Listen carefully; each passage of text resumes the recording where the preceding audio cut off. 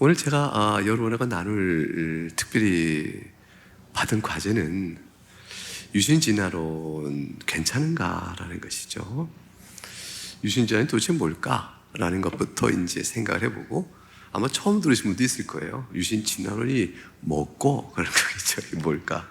그거에 대한 개념부터 생각하면서 특별히 아이들이 학교에서 배워가고 또 젊은 세대 이게 쭉쭉 영향을 미쳐가는 일들이 우리 성경적 신앙에 과연 어떠한 도전이나 위협이 될까, 이제 이런 것들을 함께 고민해보는 시간이 되고, 그리하여 장래 교회를 주님 오실 때까지 짊어져야 할 복음의 일꾼이요, 주님 사랑하는 주의 백성으로 교회를 세워가야 될 장래 리더십들이 과연 바르게 세워지기 위해서는 오늘의 이런 고민의 과제를 어떻게 대응할 것인가 하는 것들을 한번 같이 생각하고 문제의식을 같이 하는 그런 시간이 될 것입니다.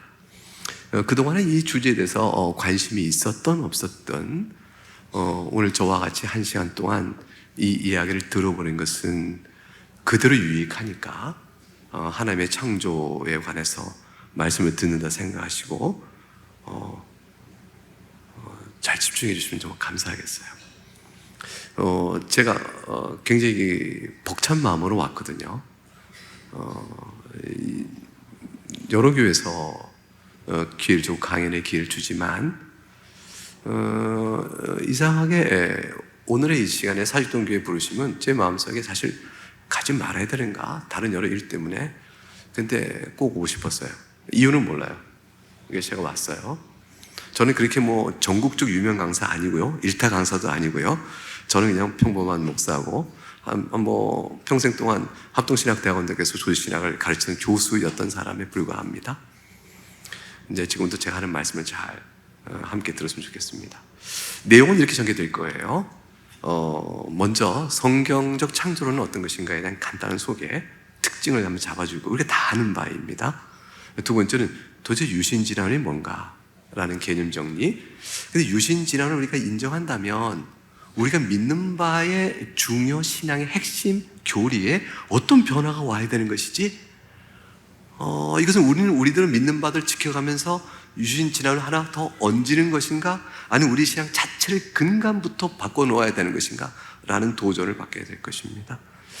왜 이렇게 이런 주장을 하는 것이지? 우리가 믿는 정통 교리를 많이 훼손한다면 그 주장을 왜 하는 것이지? 이들은 성경을 안 보나?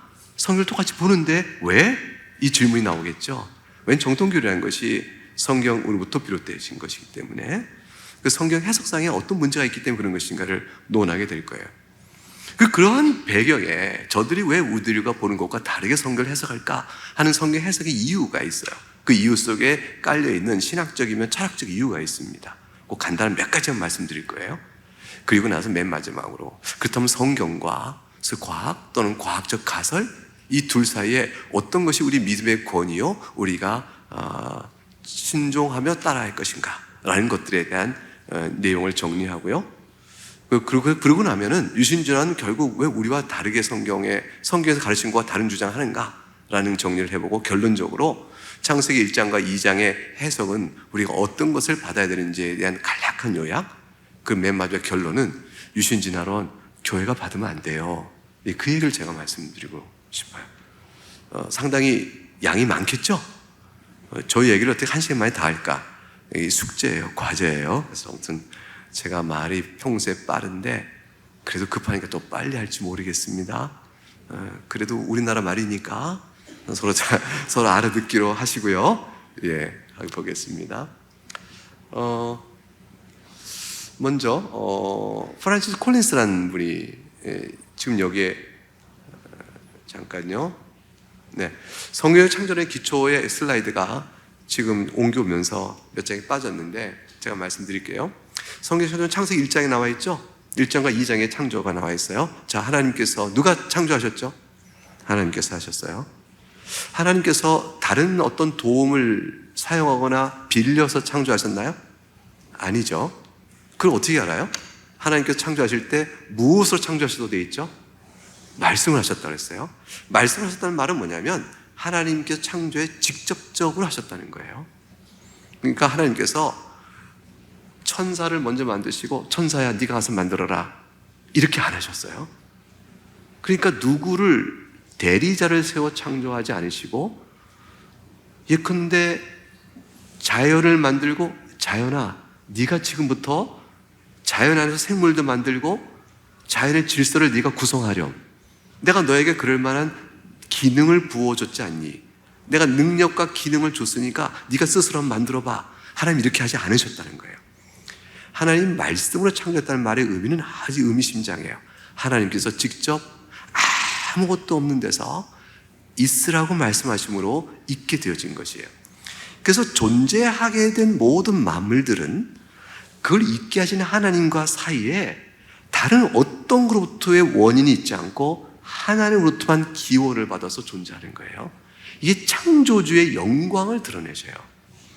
이것은 굉장한 일이에요. 하나님께서 어떤 뜻을 가지시고 우주를 만드셨어요. 근데 며칠 동안 만드셨다고 창세기 1장에 나와 있어요? 6일 동안이에요. 그러니까 6일 동안에 이 우주를 만드셨다고? 요즘 사람은 안 믿죠. 하나님께서 우주가 얼마나 큰데 우주는 알아갈수록 커요. 우주를 잘 천문학 지식이 적었을 때는 우주가 지구에 보이는 하늘만한 줄 알았어요. 조금 더 발전하고 망원경이 발달하니까 우주가 더 크네요. 지금은 망원경을요 지구 사이에 보면 이 공기가 흐려서 잘 못 보니까 아예 지구상으로부터 100km 이상 쭉 망원경을 우주 공간에 올려놓고 봐요. 최근에 올라간 게 이제 제임스 웹 망원경이에요. 그게 올라가니까 우주가 쫙 보이는데 이전보다 얼마나 큰지 알아갈수록 큰 우주예요. 그리고 큰 우주를 보니까 6일 동안에 만드셨다고? 말도 안 되지. 이런 생각이 쑥 들어와요. 근데 그거는 현대인들의 생각이에요. 다시 말하면 우주를 믿고 하나님을 안 믿고 성경을 안 믿고 자기 생각을 믿는 사람들 생각은 그렇게 될 거예요. 그런데 참 재밌죠? 옛날에도 우주는 어마어마하게 큰 거였어요. 사람들 생각은 항상 그랬어요. 도대체 하나님께서 뭐가 부족해서 6일 동안 창조하셨을까? 거꾸로 질문했어요. 뭐가 부족하셔서? 하나님께서 왜 능력으로 말씀으로 있으라 하면이 있는 건데 하나님이 왜 6일간 걸려 창조하셨을까요? 왜 그러셨을 것 같아요? 사람들이 수수께끼였어요. 신학자들이 고민했어요. 성경 보면서 고민해요. 하나님 도대체 왜 6일 동안 걸리셨어요? 그때 답이 출애굽기에 나와요. 내가 6일 동안 모든 일을 다 창조사역을 이루고 그 다음 7일째 뭐 하셨죠? 쉬셨다. 7일째 쉬는 동안 뭐 하라고 쉬셨죠? 뭐 하라고 하셨죠? 7일 동안? 안식일에 뭐 하라고 모으셨어요? 하나님을 예배하라는 거예요. 하나님께서는 얼마나 주일을 사랑하시는지 몰라요. 하나님께서 얼마나 교회로 모여 예배하는 일을 사랑하시는지 몰라요. 하나님의 창조는요, 인간을 하나님의 형상으로 만드신 하나님의 뜻은요, 하나님을 예배하는 데 있어요. 내가 너희를 만들어 놓으니 내가 너희를 만들었어. 하나님의 형상으로 만들었다고. 사람은 동물과 달라요. 아주 특별한 존재예요. 동물에서 사람이 나오질 않아요. 몸은 똑같은데 동물 실험으로 우리 몸도 고치고 그러는데 이거는요, 우리로 하여금 네가 흙이다. 너는 피조물이야. 그러나 내가 너를 영원하게 했으니 하나님의 형상으로 너를 만들었단다. 그렇게 우리 영광스러운 피조물로 만드시고 그러나 네가 흙이야. 이거를 알게 하신 거예요. 그래서 하나님은 우리가 말없이 피조물로서 겸손케 하며 창조주의 영광 앞에 찬송하는 아름다운 존재로 특별하게 만드시고 우리 예배를 너무 기뻐하시는 거예요. 그래서 예배로 모이라고, 예배로 먹으라고, 먹고 살아야 되는 우리들이잖아요. 할 일이 많잖아요. 그러니까 하나님께 6일 동안 일해라. 6일 동안 일해라. 6일 동안 일하고 일하는 날을 모여 나 앞에 모여 예배해라. 하나님은 그 예배를 받으신 그 한 날을 위해서 6일 동안 일부러 시간을 들어 창조를 해나가세요. 하나님께서 능력이 부족해 6일 동안 걸리셨다. OX. 능력의 문제다. X죠. 그러면 의도성이 있다. 맞잖아요. 어떤 목적과 의도를 가졌다고요? 지금 방금 뭐라고 말씀드렸죠? 7일째 예배하라요. 그래서 주일에 모여 예배하는 주의 자녀의 예배를요, 하나님은 너무 기뻐하죠. 그리고 그 예배를 통해서, 목사님을 통해 주는 강서를 통해서 우리 모두에게 하나님의 음성을 들려주셔요. 하나님의 음성을 소리를 어떻게 들어요? 그게 아니라 말씀의 강서를 통해 풀어지면서 그 말씀이 우리가 사는 모양과 처지가 다 다르잖아요. 그런데 내게 적용이 된단 말이에요. 하나님 저거 어떻게 하면 좋아요? 우리 애가 너무 속썩해요. 오늘 메시지가 그런 나에게 답을 주세요. 기도해라. 하나님 널 사랑하시지, 너 지켜보셔. 하나님 정말 그러시죠? 우리 기도할래요. 이 기도의 마음을 확 주세요. 하나님의 음성이에요. 하나님께 우리를 불러주시고 말씀을 주시는 이 우리 하나님을 사랑하시는 하나님의 모든 교제가 예배 가운데 있거든요. 이 예배가 얼마나 소중해요. 그러니까 우리에게 그날은 예배해. 7일째 내가 안식했어. 하나님이 그래서 일부러 창조를 6일간 걸려서 하죠. 그러니까 6일 동안 만드신 창조가 우주가 아무리 커도 하나님 앞에서는 점이에요. 아무리 시간이 영원한 것 같아도 하나님 앞에서는 뭐예요? 점이에요. 차원이 달라요. 여러분, 이건 우리가 알고 있는 3차원적 세계 안에서 우주가 이렇게 크니까 오래 걸리지 않았을까? 아니, 하나님은 차원이 다르셔요. 사람은 4차원도 이해하기 어려워요. 수학적 다이어그램으로 도형으로 그려보고 계산만 할 수 있지, 하나님의 차원이 얼마나 높으실까요? 그 높으신 차원 안에서 하나님께 일 만드시는 게 무슨 어려움이 있으세요? 아무것도 어려움이 없어요. 다만 우리에게 말씀하셨어요. 너희는 내가 만든 창조의 질서에 따라 살 것인데 너희가 살아가는 것은 이런 모양이 될 거야. 이런 모양의 사는 너희 삶을 위해서 내가 이 세상을 만들 때 6일 동안 창조하였다. 7일째 안식하였으니 너희도 안식하여 예배하라. 이게 하나님과 사교하는 이 세상의 창조의 목적이에요. 이 창조 세계는 그래서 하나님을 영화롭게 하고 하나님을 즐거워하며, 하나님 정말 놀라워요. 하나님의 신성과 영광과 지혜가 이렇게 아름답다니요. 압도적이죠. 하나님을, 우주를 알아갈수록, 미시세계를 알아갈수록, 거시세계를 알아갈수록 하나님에 대한 놀라움에 계속 탄성이 나오면서 하나님, 도대체 하나님은 어떤 분이세요?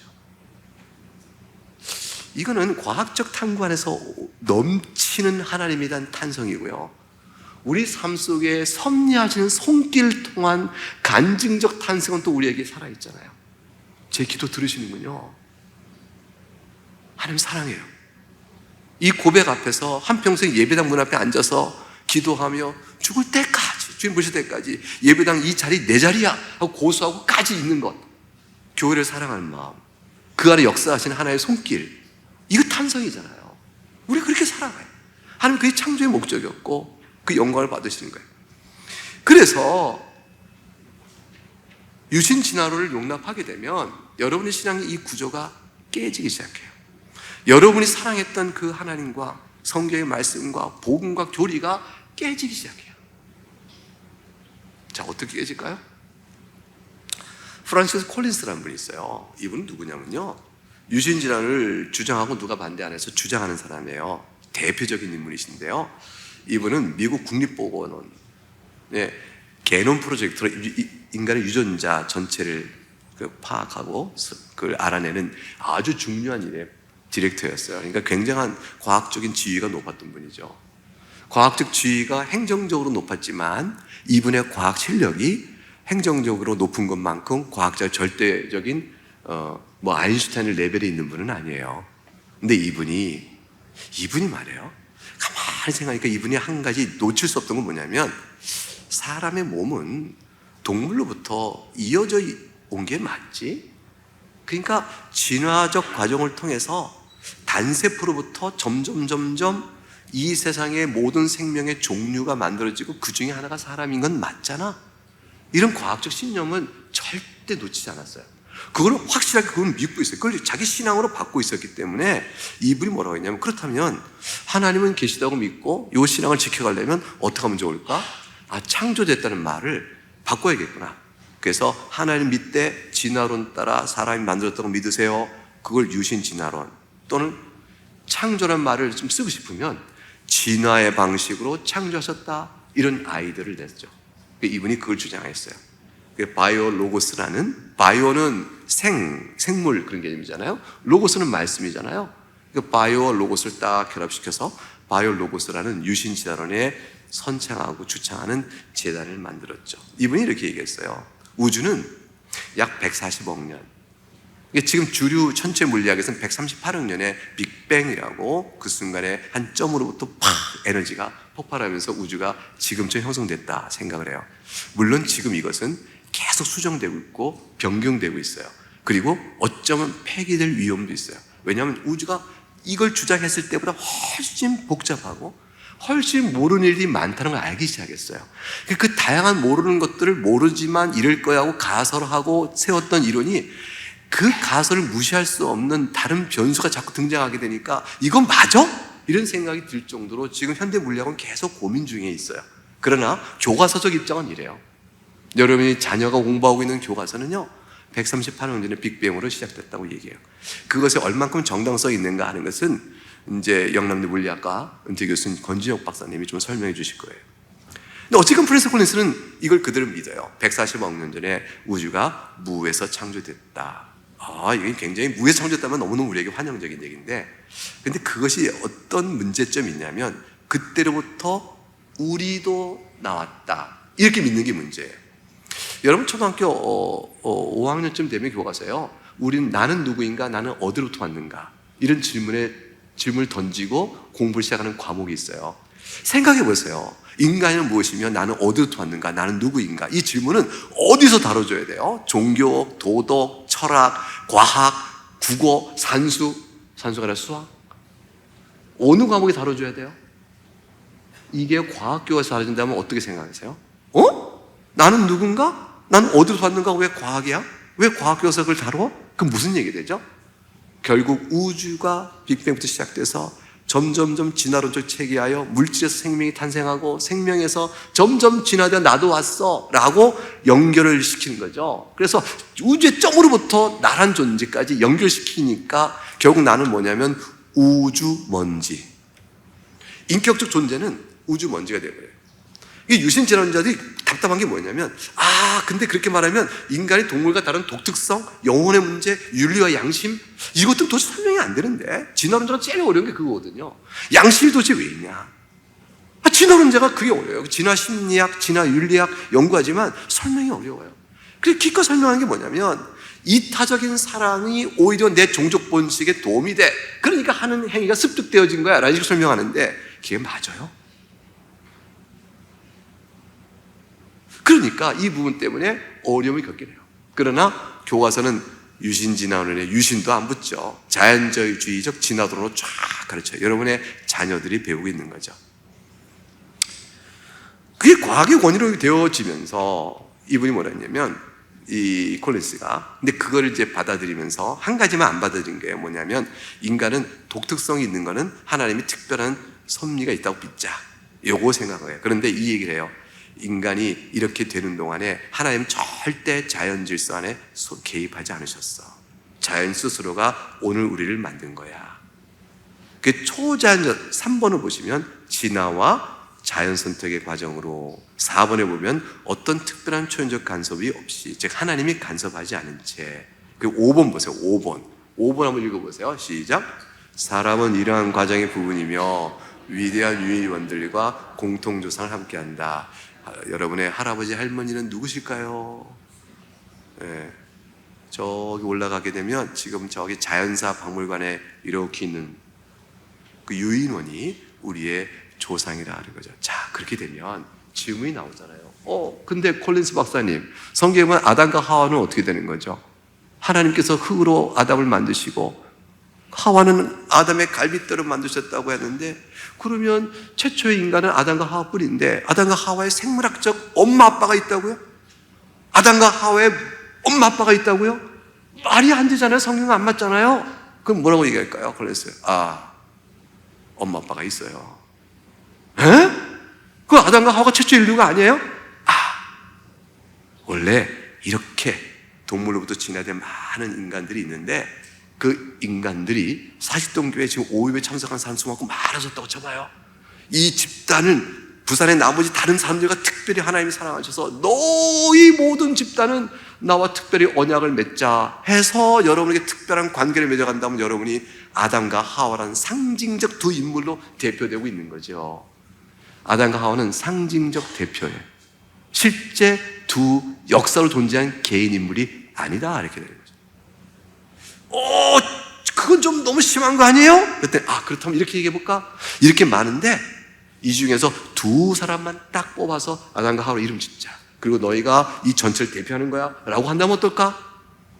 아이들을 만들기 시작했어요. 절대로 뭐는 포기하지 않으면서 아담과 하와의 생물학적 부모가 있다 라는 건 포기하지 않으면서 성경에 나오는 아담과 하와 얘기를 그렇게 풀어가려니까 성경이 갑자기 당군 신화가 되는 거예요. 아니 마늘 먹고 사람 된 것과 똑같잖아요. 아담과 하와가 사라져버려요. 성경은 아담과 하와 얘기를 쓰고 있는 창세기 2장이 신화야. 에이 가짜네. It's not fact. 사실이 아니잖아. 신화네? 이렇게 돼요. 그러면 아담의 타락으로 인해서 에덴의 선악과를 따먹은 죄는 어디로 가요? 아니 그러면 죽음은 언제부터 시작됐지? 죽음은 하나님이 죽음을 창조 때 만드셨다. 아니 죽음은 아담과 하와의 범죄로 인해서 죄의 형벌로 주신 것이다. 어느 게 맞아요? 1번, 2번. 사십동은 몇 번? 2번이죠. 고시는 2번이에요. 그런데 유신진화론은 진화론을 따라가려니까 애초에 죽음이 말이에요. 창조의 구성물이에요. 하나님께서 세상을 만드시되 죽음도 같이 만드신 거예요. 생명체를 만드시라고 하는데 죽음도 같이 만드신 거예요. 죽고 또 죽고 죽고 또 죽고 진화되잖아요. 아담과 하와의 범죄 사실은 죄의 형벌로 죽음을 당하는 일에 대한 신학적 설명을 우리에게 주는 리얼한 사실의 역사적 사실인데 이걸 신화로 딱 뜨는 순간 아담과 하와의 죄는 뭐죠? 그때 그거는 말이지 동물들이 죽은 것처럼 그렇게 죽는 게 아니고 하나님과 말씀을 불순종했기 때문에 영적으로 죽은 거야. 영적으로 죽은 거지 육체 죽음은 아니야. 육체 죽음은 원래부터 있었어. 영적으로 죽은 거지 이렇게 얘기해요. 잘 피해갔죠? 근데 성경은요 영적 죽음과 육체 죽음이 분리된 적이 없어요. 영적으로 죽은 자가 죄로 인하여 육체 죽음을 당하는 거예요. 아담과 하와가 영적으로 먼저 죽었어요? 육체적으로 먼저 죽었어요? 영적으로 먼저 죽죠. 하나님의 말씀 불순종하는 순간에 이미 죄와 허물로 죽은 자가 되잖아요. 그 형벌로 육체 죽음을 겪죠. 육체 죽음을 죽으면 죽나요? 안 죽어요. 사람은요 여러분 놀라운 일 있죠. 사람은 한 번 하나님께 생명을 받으면 그 의인이든 악인이든 구원을 받은 자든 구원받은 못 자든 영원히 안 죽습니다. 이 땅에 사는 동안 죽었다. 죽으면 끝이야. 모든 게 끝이라고 아무리 소리 지르고 내가 하고 싶은 거 다 해도요 끝이 아니에요. 몸과 영혼만 분리됐을 뿐이지. 몸과 영혼만 분리됐을 뿐이지. 그 영혼은 악인의 영혼은 음부라는 곳에 가서 영원한 불못의 심판을 미리 받고 있는 예비 형벌 자리에 들어가요. 여러분은 어디로 갈까요? 우리는 어디로 갈까요? 몸과 영혼이 분리되지만 낙원이라 일컫는 주님 계신 그곳에 영원한 장래 있을 새 하늘과 새 땅에 누릴 영원한 복락을 미리 맛보며 그곳으로 가요. 그리고 주님 재림하실 때 다 부활해요. 악인도 부활하고 의인도 부활해요. 부활의 몸을 입고 악인들은 또 영원한 불못에 얹어지고 우리는 영원한 생명 들어가죠. 안 죽는다고요. 멸절이란 죽음이 없어요. 그런데 마치 육체 죽음은 원래 있었고 영적 죽음이 뒤에 왔다고요? 그런 식으로 아담과 하와의 언약적 행위, 언약적 불순종, 선악을 따먹지 말라 순종했다면 우리가 지금 그리스도 안에서 누렸을 영원한 생명을 우리가 지금 그리스도 안에서 누렸을 영원한 생명을 아담이 그때 받았을 텐데 불순종해서 우리가 그걸 못 받은 거예요. 아담도 못 받고 우리도 못 받았어요. 근데 우리에게는 하나님 예비하신 그리스도로 말미암아 아담의 행위, 언약의 불순종을 한 형벌을 다시 순종의 그리스도의 순종으로 누리는 은혜의 기회를 받았잖아요. 아담 하와의 범죄는 너무 슬픈 거죠. 영적 죽음이 있고 육체 죽음이 있고 나중엔 무슨 죽음으로 될까요? 영원한 죽음으로 내려가게 됩니다. 죽음은 형벌이지 창조의 본래 과정이나 구속 요소가 아니에요. 예수 그리스도의 구속 사역은 창조 때 있었던 죽음을 없애는 게 아니고 죄로 인해 내려진 죽음을 어떻게 구원하시는 거예요. 제가 이 슬라이드로 강의를 못 하겠어요. 시간이 너무 많이 가요. 그냥 제가 아는 대로 몇 가지 얘기할게요. 슬라이드는요, 장로 밑에 달려서 다 보셔요. 다 나눠주세요. 그래도 그러면 안 되나? 지금 더 말씀 더 드리고 언론은 슬라이드 넘겨볼게요. 여러분, 만일 하나님 창조하는데 정말 138억 년, 아니 너무 큰 우주니까 그렇게 오래 걸렸다면 예수님 재림 이후에 새하늘과 새 땅은 몇 년 걸릴까요? 새하늘과 새 땅은 몇 년 걸려 만드실까요? 지금 이 세상 138억 년이면 더 나은 세상 만드는데 몇 년 걸려야 될까요? 한 200억 년이면 될까요? 300억 년? 500억 년 걸릴까요? 주님 재림이시고 재림하신 다음부터 200억 년을 기다려야 돼. 주님, 제가 살 곳이 어딘가요? 상상도 안 되죠? 재림 이후 즉각적으로 세상이 변한다고 성경에 되어 있죠. 바로 변해요. 그리고 놀라운 은혜의 세상이 열려져요.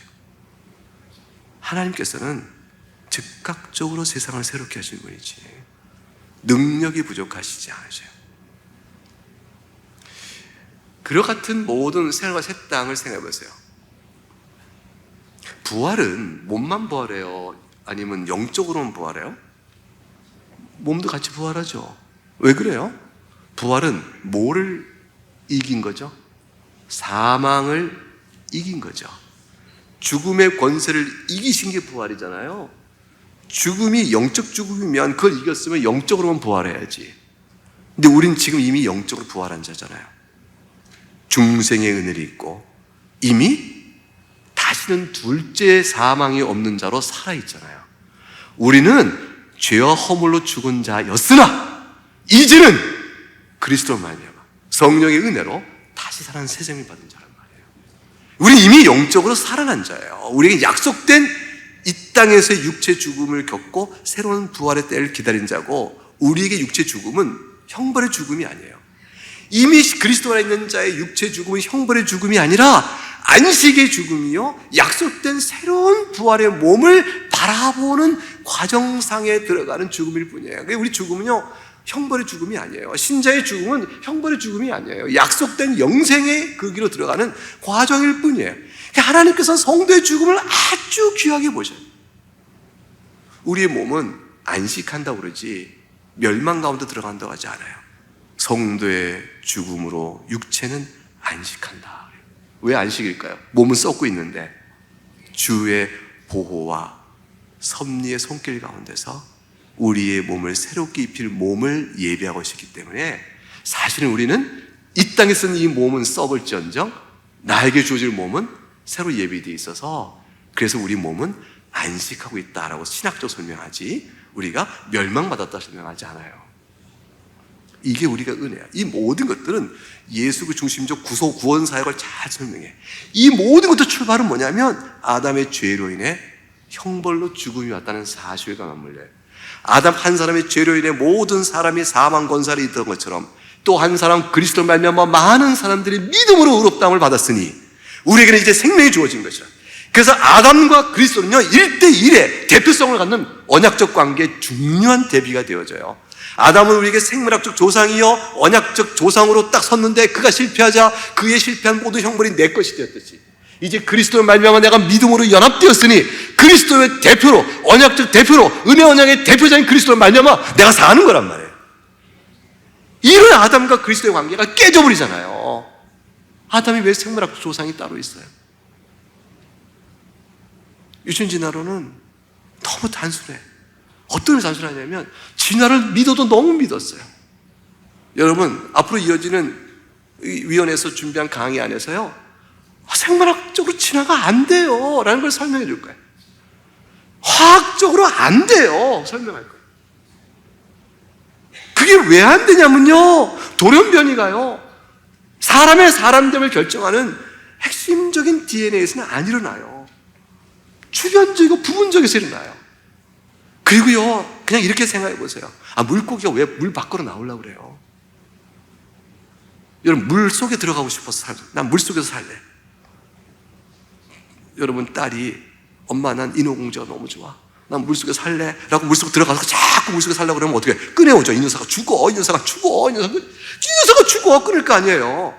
물고기가, 어느 물고기가 나 밖에 있는 왕자를 사랑해서 나 나갈래 그러면 엄마가 뭐라 해? 엄마 물고기가 야, 이 녀석아 죽어. 왜 나가려고 그래?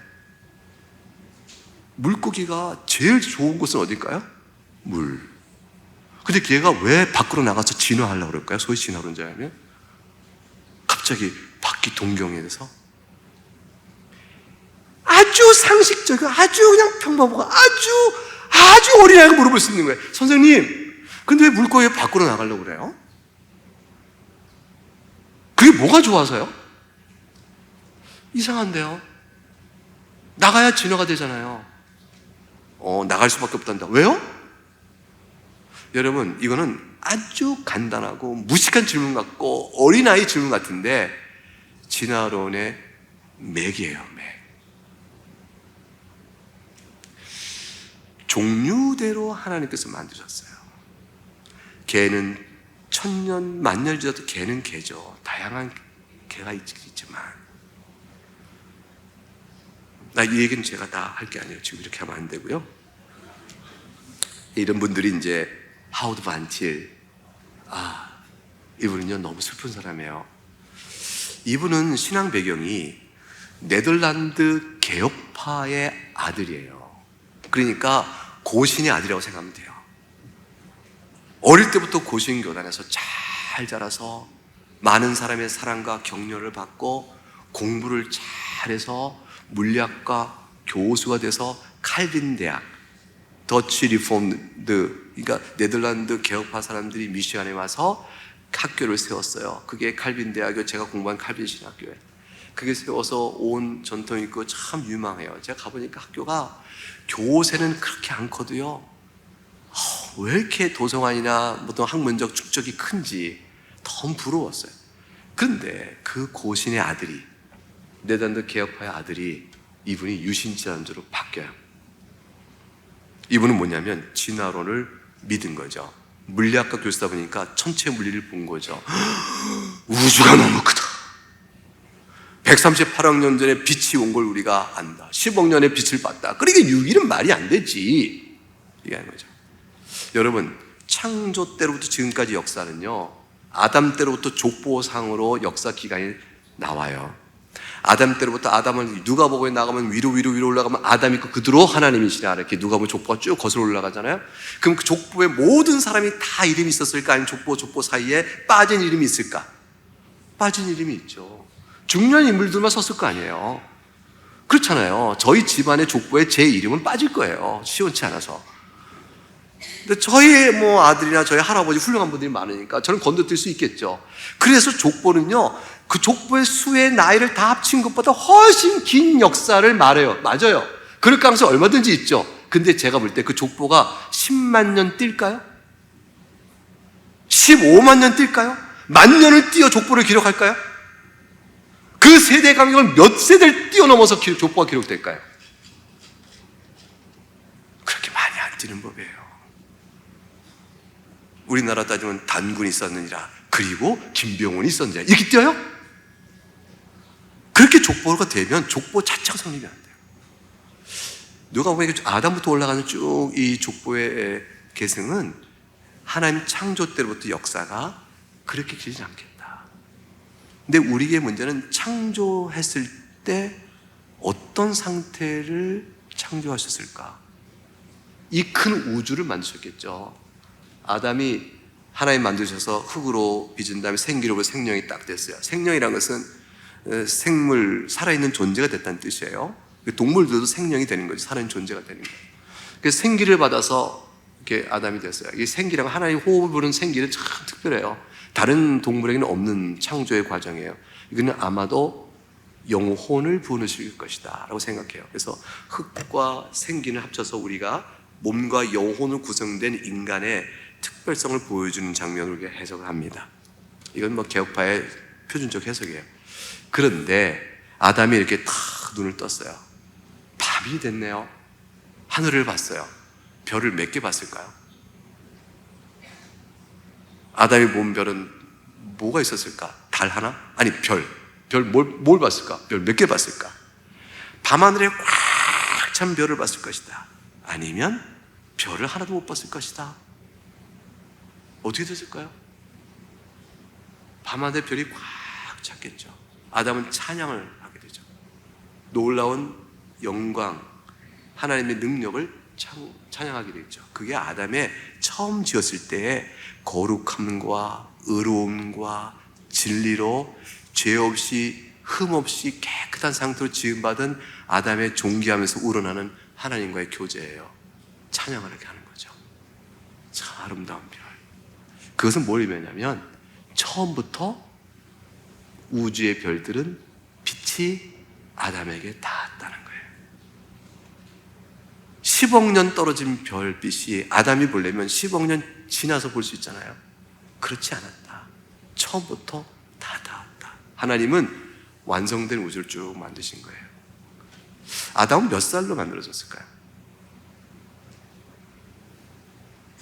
한장로님, 아담이 몇 살이었을 것 같아요? 하나님 처음 지었을 때. 장로님 나이는 아니겠죠? 생육과 번성해야 되는데 장로님 나이는 좀 시원찮잖아요. 죄송해요. 지금도 계속 자손 번성하기 바랍니다. 사모님 어디 계실지 모르겠지만, 예, 죄송합니다. 이런 농담을 하면 돼요? 제가 오늘 처음 인사 나눴는데. 용서하세요. 네. 우리 집사람 와 있는데요. 되게 야단 맞을 거예요, 제가. 아담은 학자들이 궁금해서 막 따졌어요. 이도령과 춘향할 때, 이도령 몇 살쯤 됐을 것 같아요? 성춘향하고 이도령. 16, 이팔 청춘? 16, 생식력이 왕성하고, 아이를 낳아도 해마다 하나, 둘, 셋, 세 쌍둥이, 네 쌍둥이 낳아도 괜찮은, 그래서 해마다 낳아도 괜찮은 생육과 번성하게 충분한 건강한 몸. 그런 나이였을 것이다. 그거 맞죠? 80은 아닐 거 아니에요. 그러면 아담이 그렇게 만들었을 때 아담 스스로는 자기 나이를 몇 살로 인식했을까요? 나는 이제 한 달 됐어. 그랬을까요? 나는 16살이야. 이렇게 했을까요? 아담은 처음에는 몰랐을 거예요. 근데 자기가 누구를 놓고 나니까? 자녀를 놓고 나니까 성장을 보니까 나만큼 되려면 이 녀석이 20년은 걸리네. 이런 거 보겠죠? 보면서 나이란 걸 알게 될 거예요. 그러면서 하나님 나를 성숙되게 만드셨구나. 하나님은 아담이 살기에 최적의 환경으로 이 세상을 만드시고 그때부터 역사를 지금까지 진행해 오시는데 창조 때로 지금까지 역사가 138억 년이 아니라는 거예요.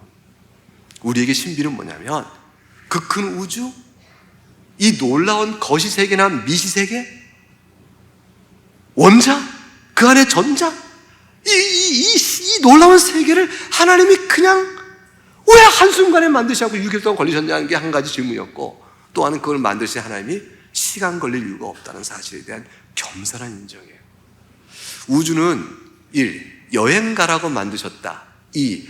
보고 놀라라고 만드셨다. 1번과 2번. 여행 가고 싶으세요? 빨리 꿈 깨세요. 우주 외계인 만난다고요? 못 만나요. 너무 멀리 떨어져 있고요. 있다고 해도, 있지 않아요. 있다고 해도 멀리 떨어져 있고요. 못 와요. 와봐, 못 와요. 어떻게 와요? 그 교통 에너지가 어디 있다고? 휘발유가 있어야 오지. 태양 에너지? 태양계 벗어나면 뭘로 와? 그 자체가 생명체 수완.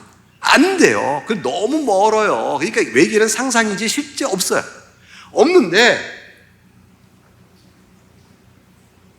이 아담과 하와가 이렇게 만들어진 이후부터 역사 진행되는데, 참 재밌는 얘기 한번 할게요. 조금 지루해질 것 같아서. 한장로님, 어쩔 수 없습니다. 아담은 배꼽이 있었을까요? 없었을까요? 배꼽? 왜? 이러더니 왜 있었다고 그래요? 왜 있었다고 생각하세요? 자손들이 너무 놀랄까봐. 아빠, 나는 있는데 왜 아빠는 없어? 에이, 이럴까봐.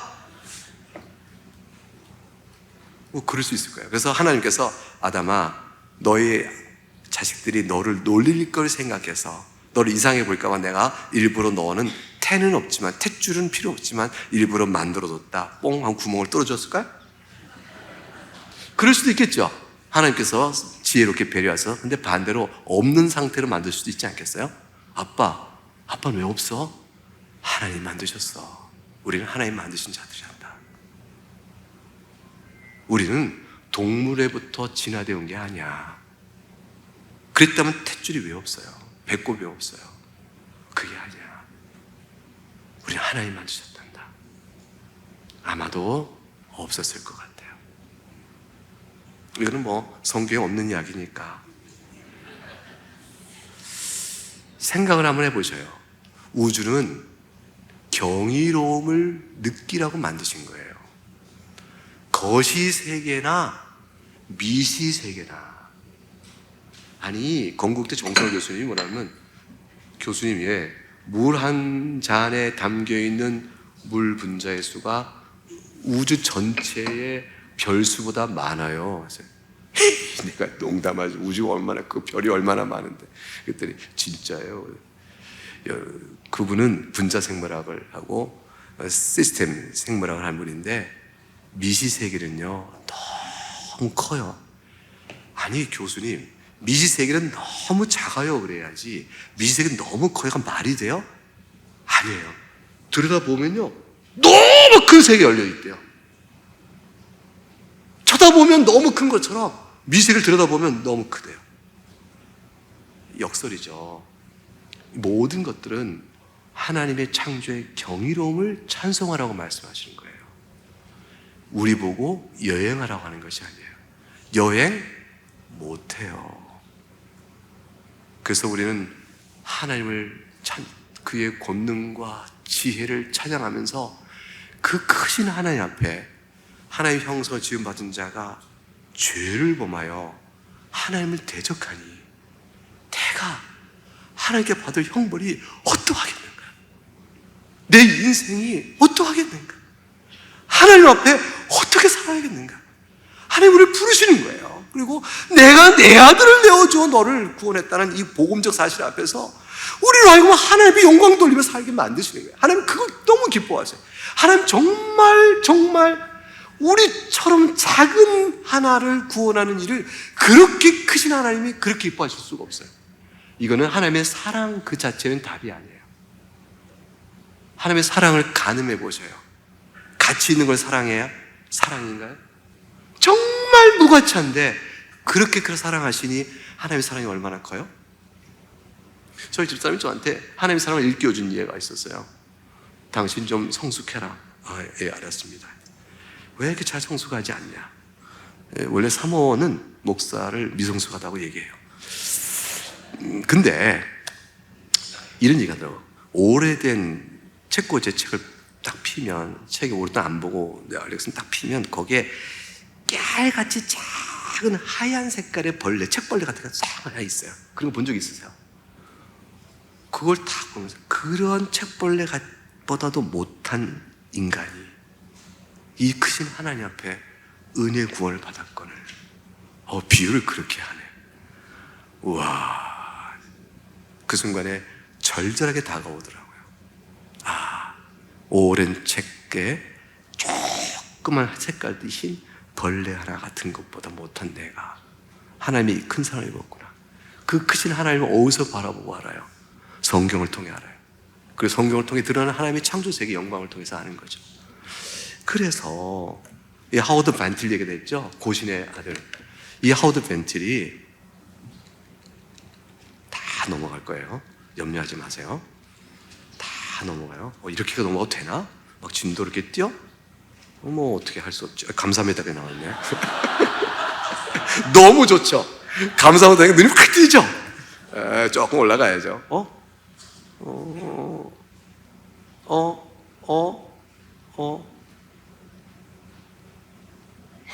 빠졌네. 여러분 제가 사직동교회 시간 길게 하면 안 되는데 막 잘라냈더니 잘라졌어요. 말로 해야지 뭐. 아니야, 여기 있다. 찾았다. 2번 보세요. 유신자 노래 마지막 길. 누구죠? 하워드 벤틸. 고신의 아들. 임금과 같은 사람. 뭐라고 말했냐면, 읽어볼까요? 빨간 글씨 시작. 이제 칼빈주의를 떠나 자유사상의 길로 여정을 떠난다. 무슨 말이냐면, 나는 더 이상 하나님을 못 믿겠다. 난 자유로운 사상가들의 길로 들어가 하나님이 과연 계신가? 회의주의자, 아니면 불가지론자, 아니면 무신론자의 길로 여정을 떠난다. 신앙을 떠나는 거예요. 초자연적 신에 대한 모든 믿음을, 성경대로 믿었던 믿음을 포기하고 과학적 가설에 불과한 진화론을 수용하여 창조의 이해를 유신 진화론으로 바꾼 다음, 이분에게는 아담이 무너지고 원죄가 무너지고 그리스도의 관계가 무너지면서 이분은 이제 방법은 하나님의 안개처럼 해야 되잖아 라고 주장했던 사람이 결국 이제는 마지막 칼빈 대학의 교수를 은퇴하면서 그랜드 레피즈라는, 제가 공부한 그 지역에, 그랜드 레피즈라는 그 지역에 있는 자유사상가 협회에 들어가 연설을 하고 그들과 교제하며 그 길로 들어가 버렸어요. 철저한 유신진론자의 한 최종이 어떤 것을 보여주는 전형이 되어졌어요. 이분은 뭐라고 주장했냐면, 내가 유신진론 주장한다고 해서 교회를 해친다고? 복음을 해방한다고? 누가 나한테 그렇게 말하는데 초기에는 강렬하게 말했어요. 나는 그런 사람들에게 분명히 말하노라. 이 과학시대에 유신진론을 받아서야만 비로소 교회에 미래가 있다! 이렇게 얘기했어요. 누가 나로 하여금 교회를 해친다고 말한다면, 내가 정말로 유신진화론이 교회의 복음적 신앙을 해방한다면 나는 누구보다도 유신진화론과 싸울 사람이다. 내가 믿거니와 과학자의 양심에 따라 믿거니와 유신진화론의 말로 교회의 미래를 지키는 일이야 라고 얘기했던 사람이었어요. 교회를 지킨다고 생각했어요.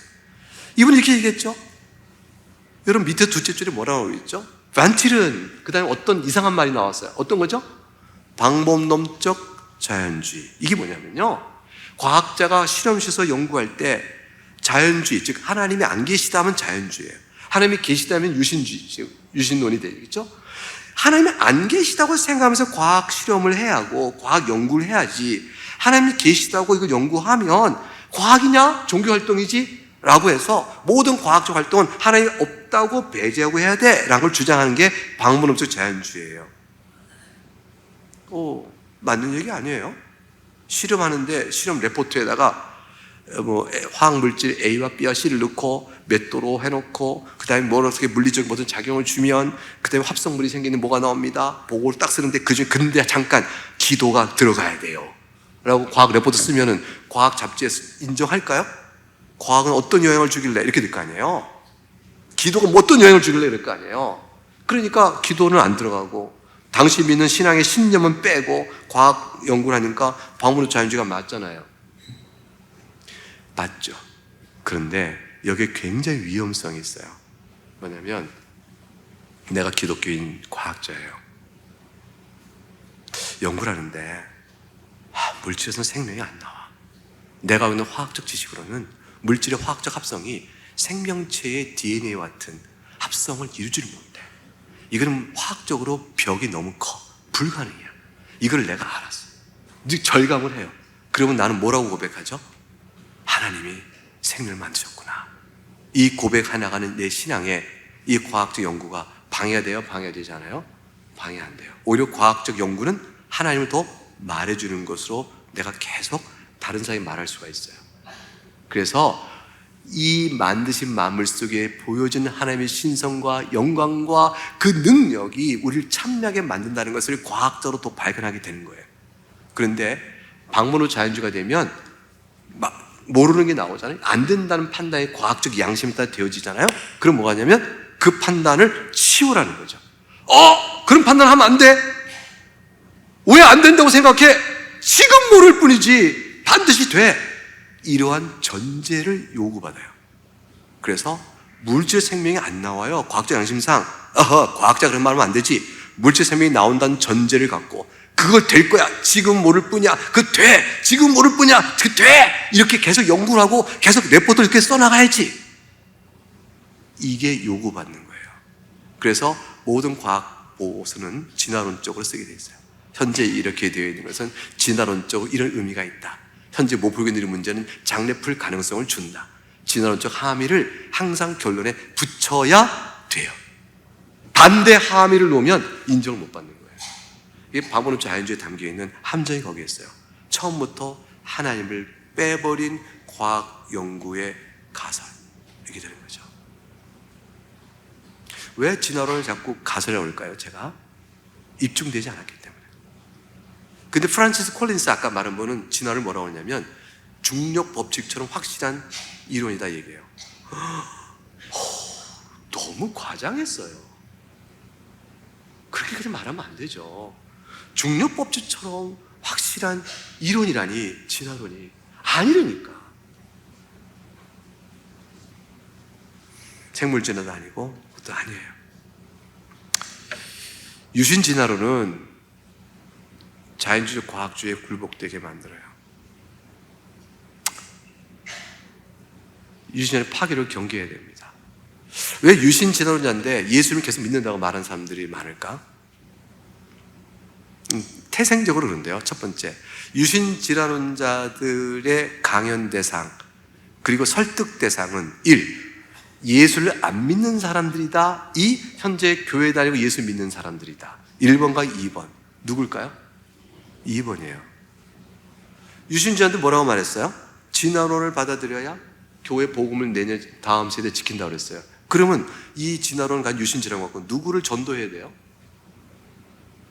안 믿는 사람들에게 여보시오! 하나님이 계셔요! 하나님 어디 계셔요? 진화론 안 배웠어? 진화론? 하나님이 진화론을 통해서 여러분 만든 거요? 그래요? 그럼 예수를 왜 믿나? 진화론을 믿지만 죽음은 죄의 형벌은 아니지만 죽음은 형벌이 아니고 대리속죄도 필요 없는 거지만 그래도 예수 믿어야지. 이게 전도 같아요? 죽음이 죄의 형벌이요. 죄값을 치러 용서받는다면 예수를 설명할 수 있지. 여러분 인생의 슬픔과 수고가 죄 때문이야 라고 말할 수 있어야 예수를 전할 수가 있지. 우리의 삶의 고통과 고난과 아픔이 이게 죄 때문인가 알아야 예수를 믿지. 그거 다 상관없는데 예수를 왜 믿어요? 어떻게 설명해? 죽음이 죄의 형벌이 아닌데. 그러니까 유신진화론자들은요 안 믿는 사람 전도해서 교회로 데려오는 법이 없어요. 교회 안에 있는 청년들, 교회 안에서 과학 공부하고 있는 많은 사람들, 그 사람들에게 과학이 얼마나 위대한 줄 아냐? 진화론적 가설을 들어서 이거에 대한 과학 주류의 생각을 자꾸 집어넣는 거죠. 이거 받자. 이거 받고 성경 좀 고치자. 이 정도 고친다고 별 문제 돼야 예수는 안 건드리잖아. 그래 놓고 논리적 일관성을 치밀하게 밀고 나가지 않은 채 적당하게 요 수준에서 타협, 믹싱을 해서 하이브리드 만드는 거죠. 하이브리드. 자동차 하이브리드가 좋은 거지만 여기서 하이브리드는요 변종이에요. 변종. 복음을 훼손합니다. 17세기에 아담이 생물학적 조상이 있다고 주장한 사람도 있었어요. 모든 정통교회는 그를 이단으로 정죄했죠. 아니다 그랬어요. 그 초대교회 때도 그런 주장이 있었어요. 초대교회 정통교회는 아니라고 얘기했죠. 교회사적으로 그런 주장은 용납된 적이 없어요. 우리나라의 이중 아담론, 아담이 또 있었다, 이걸 주장하는 이단이 있었죠. 옛날에 저기 서울의 방배동, 아니지, 그 사당동 뒤쪽에 대성교회라고 있었어요. 이단이죠. 근데 유신제론자들의 아담에 대한 이야기에는 학문의 이름으로 이단이라는 말을 안 하고 있어요. 왜 그런 줄 아세요? 이분들의 주장이 신학으로 말하지 않고 과학의 이름으로 말한다고 하기 때문에 이단 종자들이 좀 이상하네, 종교 영역이 아니네, 이렇게 돼서 그래요. 그런데 실제적으로 교회라서 활동하죠. 논리적 일관성, 사고의 정밀성에 치밀했던 하워드 벤틸은 아까 뭐라고 그랬어요? 칼빈주의 버리고 자유사상의 여정의 길로 갔어요. 많은 유신자들이 왜 아직도 예수 믿는다고 할까요? 논리적 일관성, 자기 주장하는 바가 무엇인지를 스스로 철저하고 끝까지 치밀하게 밀고 나가지 않은 거죠. 그냥 그 정도 해서 멈춘 거죠. 콜린 리브스가 이렇게 얘기했어요. 다행히도 유신진화론을 그 논리적 결론까지 밀고 나간 사람은 많지 않구나. 근데 벤틸이, 하워드 벤틸이죠. 앞서 말한 벤틸이 보여주듯이 유신론적 진화론은 불편하게 짜겨놓은 타협이다. 점잖은 표현이죠. 그것이 신종론에 대해서 갖는 함의는 신앙을 파괴할 수 있다. 신종론은 하나님의 악에 대한 기원성을 설명하는 것과 관련된 부분이에요. 다윈주의는 실제로 기독교의 중대한 의미를 담고 있다. 유신론적 진화론은 역사로 전승된 기독교의 여러 측면을 도전한다. 종교개혁의 성경관이 바뀌게 된다면 어떤 일도 일어날 것이다. 지금 일어나고 있다. 앞으로 더 큰 일이 터질 것 같다. 교회가 걱정이다. 여러분, 사직동 교회는 어떻게 하실 거예요? 어떻게 하실 거예요?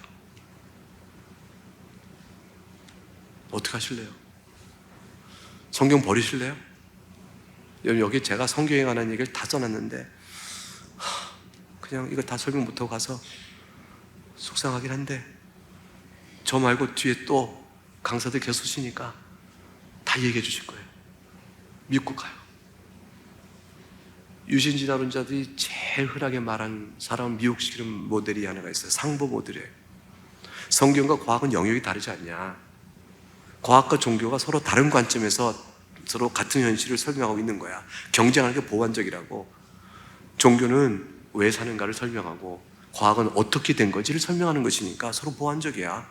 아니, 그것뿐만 아니라 같은 사실도 여러 측면에서 관찰할 수 있잖아. 그게 서로 보완적이라고 그렇게 얘기해요. 그러니까 성경은 6일 창조, 창세기 1장을 통해서 창조의 영광을 가르치고 있고, 그리고 우리는 창세기 1장을 보면서 하나님 창조주시구나, 그것만 알면 돼요. 근데 어떻게 우주가 만들어질지 창조 사실은 과학자한테 맡겨. 내가 설명해 줄게. 138억 년부터 인간은 말이지 동물학 진화를 통해서 이렇게 나온 거야. 이 내 말을 믿으라고. 어떻게든 내 말을 믿고, 이거 왜 성경이 알려줄까? 창세기 1장은 그거는 하나님 찬송하라는 거로 생각하면 되잖아. 상보적이야. 그런데요, 성경은요, 자, 아까 창세기 제가 처음 시작할 때 뭐라고 했죠? 누가 만드셨다고요? 하나님. 며칠 동안 만드셨다고요? 6일 동안. 어떻게 해요? 말씀으로. 무에서 유로.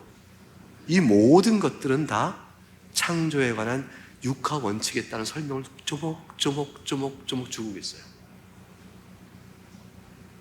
그리고 창세기 1장은 시가 아니에요. 문학 장르가 산문이에요. 후렴구가 반복되고 있지만 저녁이 되고 아침이 되니 저녁이 아침이 되니 이게 다 하루잖아요. 저녁이라면 뭐예요? 낮기가 끝났다. 아침은 뭐예요? 밤기가 끝났다. 첫째, 둘째, 셋째 이어진 모든 것들은 24시간 하루구나. 이걸 보이고 있는 거잖아요. 이 명백한 성경적 가르침들을 왜 자꾸 달리 보려고 그래요? 진화론을 시키려니까. 그런데 보완이 아닙니다. 왜 그러냐면 창세기 1장에 맞잖아요. 밀어낸 순간 아이! 집어치라고 밀어져요. 다시 말하면 객관적 진리의 권위와 토대는 내가 가질게. 너는 주변에서 주관적으로 생각해. 라는 거예요. 그 모든 종교적 가르침과 성경 가르침을 주관화시켜요. 뭐의 이름으로? 해석의 이름으로. 그건 네 해석이지. 네 해석이지. 성경은 다르게 해석할 수도 있어. 해석이라는 이름으로 주관화시켜요. 여러분, 성경은 물론 해석자에 따라 주관성이 있을 수 있어요. 그러나 우리가 믿는 모든 정통교리는요, 500년 동안 따져도 종교개혁 이후에 개혁파 교리 안에서 성경의 객관적 토대에 따른 확실한 것입니다 하고 검증받고 인정받은 객관적 권위예요. 주관적 해석자가 아니에요.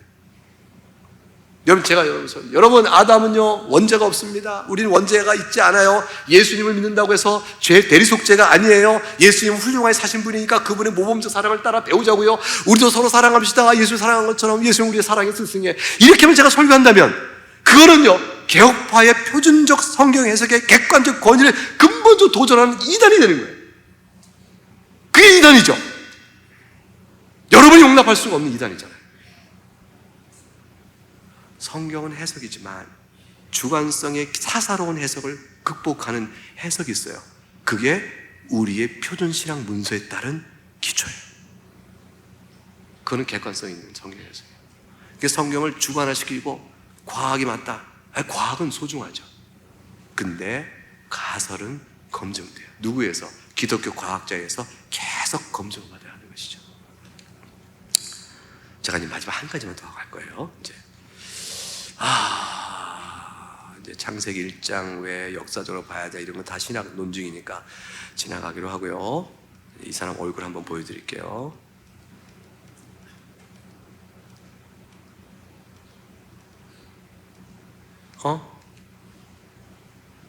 없구나. 그것도 잘랐네. 제가 사직동 오면서 겁을 먹고 이거 너무 길어요.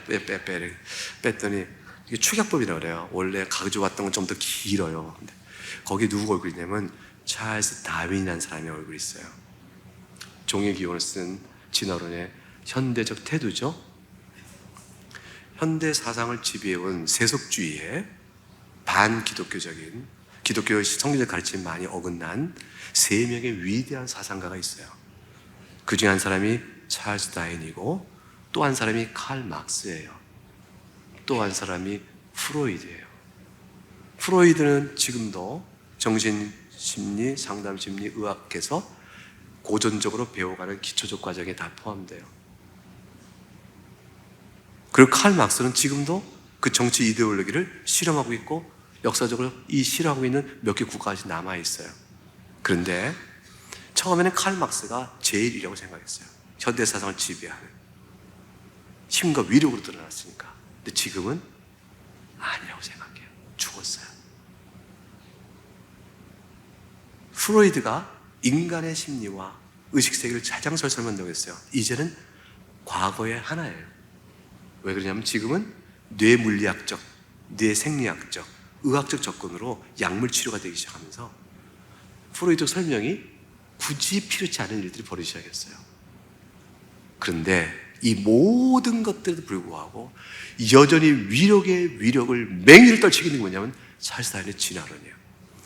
찰스 다윈의 진화론은 신다윈주의라고 말하는 세포 물리학, 분자 생물학이 발달하고 DNA가 연구되어지면서 형태적인 적자 생존, 자연도태, 적응의 이론을 이제 극복해서 신다윈주의라는 새로운 차원 넘어갔어요. 그래도 불구하고 여전히 진화론의 태도로 인정받고 있는 건 뭐냐면 한 가지 설명 때문에 그래요. 무신론자들은요, 다윈 이전까지 기독교에 대해서 그렇게 반대하고 성경을 이렇게 하면서도 답하지 못하는 가장 큰 어려움이 하나가 있었어요. 그게 뭐냐면 하나님이 안 계시다면 이 지구상의 아름다운 수많은 생물의 종류들과 이 아름다운 자연을 어떻게 설명해? 하나님이 아니면 어떻게 저 미생물로부터 인간까지 이 다양한 생물의 종류들 어떻게 설명해? 이게 자연이 만들어냈다고? 말이 되냐? 말이 되냐? 이 말 앞에 하나님 안 계셔! 싫어! 아무리 그래도 그거를 설명 못해서 쩔쩔쩔 맺는데 다윈이 설명의 길을 열어줬어요. 그래, 단세포부터 적자, 생존 이렇게 돼가면서 그럴 수 있구나, 돌연변이 이게 될 수 있구나 해서 생물의 다양한 군상을 이렇게 이렇게 개통수, 여러분 교과서에 보면 생명 개통수에서 쭉쭉쭉 나온다고 생각하는 식으로 그려내면서 이것 봐, 지금은 꽃처럼 확 다양한 열매가 있지만 원래 뿌리 다 연결해가면 여기 하나부터 올 수 있어 라는 이러한 세계관, 검증 안 됐어요. 세계관, 이론적 가능성을, 가설적 가능성을 확 열어준 사람이었어요. 그 뒤로부터 무신론자들은 그 설명을 쓰기 시작한 거죠. 그 설명을 합리화시키는 데 도움되는 방법은 다 쓰기 시작한 거죠. 그게 오늘날 과학 가설의, 지형적 가설의 구축을 이룬 토대가 된 거예요. 그래서 엄밀한 의미에서 찰스 다윈은 살아있어요, 지금까지. 그분은 근본적으로 아마 회의론자, 불가지론자, 무신론자까지 넘어간 흔적은 아직 기록상은 없지만 최소한 하나님이 되어 불가지론에 빠진 사람으로 남아요. 성경에 안 맞는 이야기를 한 거죠. 과학적 실험 데이터도 없으면서 또 이론적 가능성도 검증되지 못한 채 오늘까지 과학자들 세계 속에서는 진화론이라는 가설에 따라 어떻게든지 거기에 맞추어 설명해보는 여러 시도를 하면서 과학의 이름이란 권위를 지니고 있어요. 가설적 권위예요. 우리는 어린아이들에게 훌륭한 과학자가 되라고 말해야 돼요. 그리고 과학을 맹신하지 말고 비평적으로 봐라. 하나님 주신 자연 물리 화학적 법칙과 이치에 따라 그것이 가능한 걸 생각하라. 안 되면 이거는 가설이라고 생각해라. 그리고 한 가지 잊지 말아라. 하나님 만드신 세상이란다. 이 생명체는 종류대로 하나님 만드셨지 그렇게 넘어가는 게 아니야. 이 우주는 하나님 오래 걸려 만드실 이유가 없었어. 다만 크고 놀랍게 만드셨어. 우리로 하여금 하나님 놀라움을 알도록 그 사상을 가르치고 과학주의라고 말하는, 자연주의라고 말하는, 유물론이라고 말하는 그 틀에 따라 움직이는 과학 세계에 눌리고 맹신하고 끌려다니는 비겁자가 되지 않도록 신앙을 세워나가줘야 돼요. 그러면 훌륭한 과학자 될 수 있어요. 창조과학 하신 분들은요 훌륭한 과학자예요. 업종 많아요. 근데 신앙을 잘 지키고 있어요. 그분들에게는 하나님을 떠날 이유가 더욱더 없다는 게 과학으로부터 배워가고 있거든요. 여러분, 유신진화론은 성경에 어긋나요. 사직동 교회가 잘 지켜줬으면 좋겠어요. 여러분, 이런 강습회를 통해서 정말로 여러분이 고생교단의 이 주장을 지켜가는 대표 교회가 되고요. 제가 소식을 들을게요. 사직동, 진도는 반대, 유신자는 반대. 사직동 교회는 하나님 창조를 믿는 성경 창조론의 고신교단의 토대. 이 얘기를 제가 들으면 좋겠어요. 그리고 여러분을 통해서 한국교회가 지켜지고 그랬으면 좋겠어요. 그럼 저는 여러분을 위해서 기도하고 오늘 이게 달려온 큰 보람과 기쁨은 감사를 하나님께 돌리겠죠? 이 정도 할게요. 너무 오래 했는데 불편할 텐데 잘 경청해서 감사합니다. 기도하겠습니다. 하나님, 참 감사합니다.